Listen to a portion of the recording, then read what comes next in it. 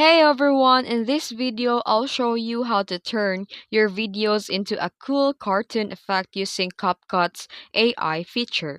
Let's get started. First, open the CapCut and tap a new project. Import the video or image that you want to edit. Here, tap on your video clip into the timeline and from the bottom toolbar, scroll and tap Style. Here you'll find options like cartoon, 3D cartoon, comic style, AI painting, and more.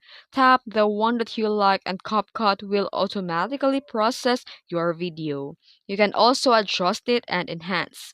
You can mix it with other contrast, brightness, saturations, and more. You can also add a background music or text to complete your edit.